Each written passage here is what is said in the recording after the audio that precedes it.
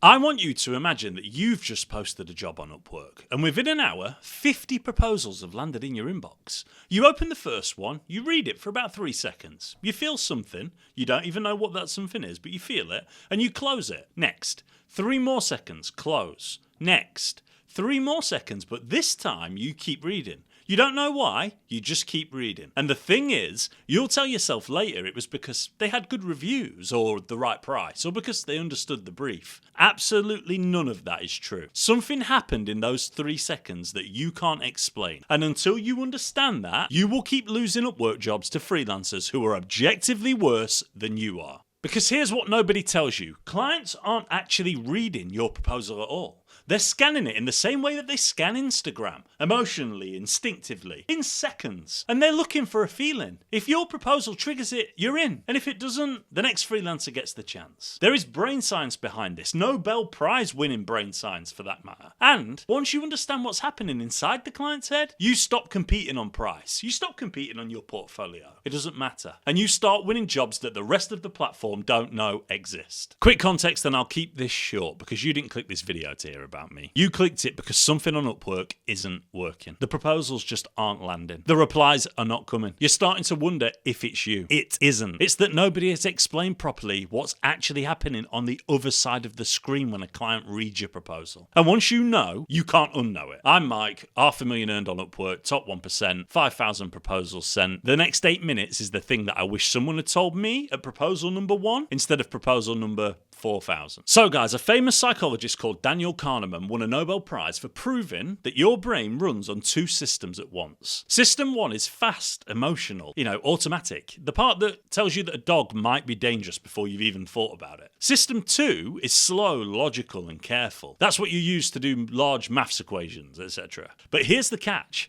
System 2 is exhausting. Most people spend their day with it switched off completely, making decisions emotionally and using logic afterwards to justify what they already felt. That's the difference. Now think back to that client at the start of the video. 50 proposals, tired, busy. System 2 is already completely depleted. They scan each one in seconds, looking for a gut feeling. When something feels right, they click. And only then, they reach for logic to justify it. Good reviews, reasonable rate, worked in my industry, etc. The reviews didn't win the job. The gut feeling did. The reviews just gave the client permission to act on it. So what is that gut feeling? What's the one thing the client's emotional brain is searching for in those 3 seconds? Safety. Clients aren't hiring you for your skill. They're hiring you because you make them feel safe. Safe their problem gets solved. Safe that their money isn't wasted. Safe they don't have to chase you, micromanage you, or fire you in 3 weeks. Every tactic in this video is downstream of that one truth. Stop selling skill, start selling safety. So how do you actually engineer safety into a proposal in 15 seconds or less? 3 things, and the reason most freelancers will never do them is they sound too simple to matter. They're not. They're the difference between a 7% win rate and the kind of win rate that changes your year or your life. First, mirror their language. Your brain has cells called mirror neurons. They fire when you do something and when you watch someone else do it. It's the reason why you wince if somebody stubs their toe in front of you. Inside an Upwork proposal, that wiring gets weaponized. When a client reads their own words back to them,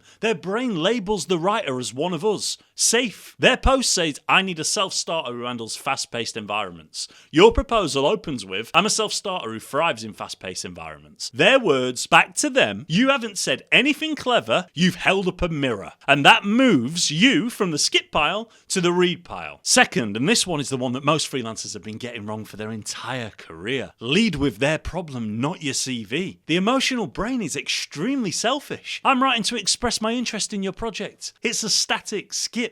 It's what the client thinks. Your main challenge is mobile conversion rates. Here's the 3-step plan that I'd run. Lights up the brain immediately. That sentence is about them. It proves you've been thinking about their problem before they hired you. Every time. Now stay with me for the third one because this is the one that does more work than the first 2 combined and almost no proposal on Upwork uses it. Remove the risk. More Nobel Peace Prize work. Humans feel the pain of losing something twice as strongly as the pleasure of gaining something equivalent. Twice as strongly. So when a client is about to hire you, they're not thinking about how good it'll be if you nail the job. They're thinking about how bad it'll be if you don't. Wasted money, missed deadlines, the awkward conversation with their boss. That fear sits in their gut the entire time that they're reading your proposal. Take it off the table with one sentence. If you're not happy with the first deliverable, I'll rewrite it at no charge. It costs you almost nothing. You'll rarely ever use it, but it removes the biggest emotional blocker between the client and the hire button. Once that fear is gone, the gut is free to say yes. So guys, mirror their language, lead with their problem, remove the risk. That's the 3 signals. 15 seconds. Read pile or skip pile. Guys, do yourself a favor, pull up the last proposal that you sent and didn't get a response to. Read the first 2 lines and be honest with yourself. 100% transparent with yourself. Did you mirror the client's language? Did you lead with their problem? Did you take the risk off the table? Or did you start with something extremely generic? Drop a comment below, let me know. Yes if it was generic, no if it wasn't. I want to see how many of you are getting this wrong. Because what's coming next is the part that most freelancers never reach. Alright, so your proposal worked, the client replied. But now what? This is where most freelancers blow it. Because even when they get a reply, they switch into pitch mode immediately. Listing everything that they can do. Dumping their portfolio, talking about themselves.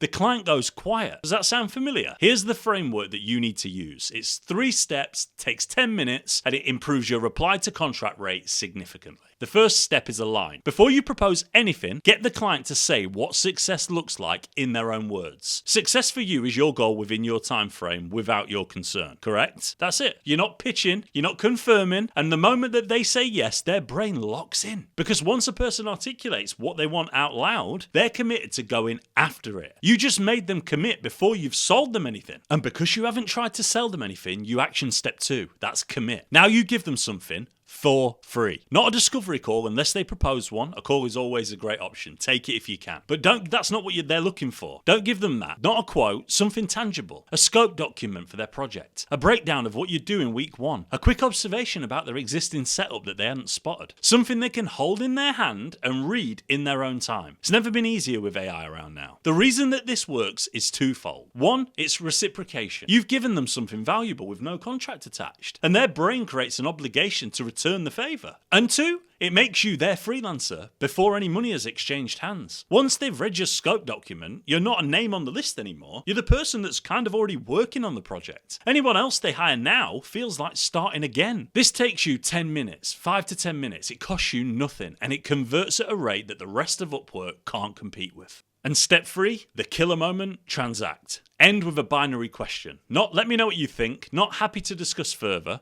There's a psychological thing that happens again when you give people a choice between 2 specific things or more. Do you want me to start with a lean version this week or go straight to the full scope, as an example? If you give people an option, you stop them looking at you against 3 other freelancers and you start getting them to look at the 2 packages that you've offered them. Guys, let that land. Either answer is a yes. There is no, I'll think about it. There is no no. You've removed the 3rd door. You've just learned the ACT framework. Align, commit, transact, and it is critical to Upwork success. 3 steps, 10 minutes maximum. The freelancers who know this close clients in a single conversation. The ones who don't spend 3 days messaging a client with no response and then watch the client hire somebody else. Guys, this is the critical thing, and most freelancers, because they've not been exposed in the business world in a lot of cases, if you're new to freelancing especially, winning the proposal is half the game.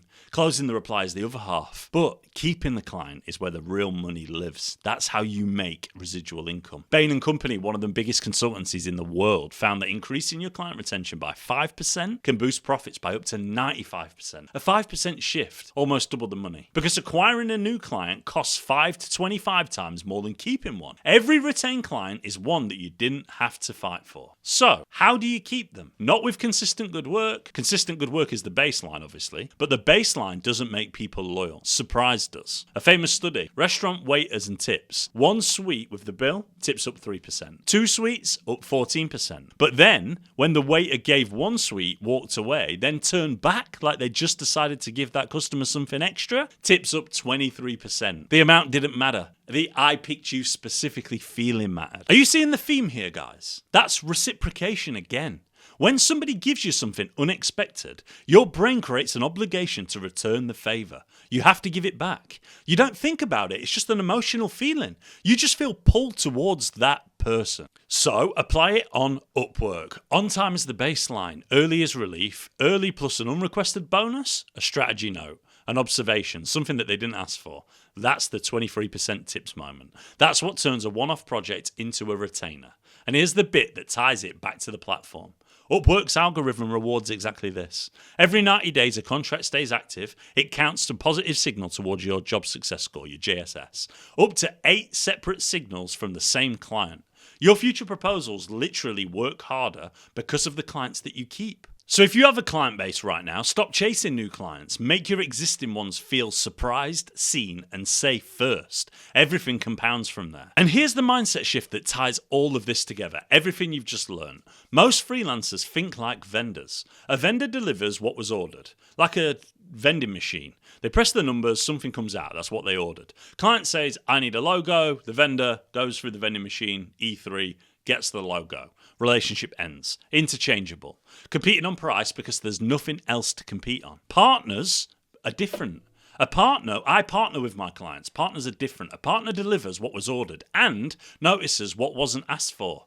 A partner says, I notice your checkout flow has a problem that's probably costing you sales. Happy to provide a solution for you next week if you want. The vendor sells the logo. The partner sells the safety of having someone in their corner. And system one, the gut, the emotional brain, it doesn't remember vendors. It remembers partners. It remembers the freelancers who made them feel relief, surprise, or the rare experience of genuinely being understood. 6 months later, when that client's friend asks, do you know anyone good? Your name is the one that comes out of their mouth. Not because of your portfolio, because of how you made them feel.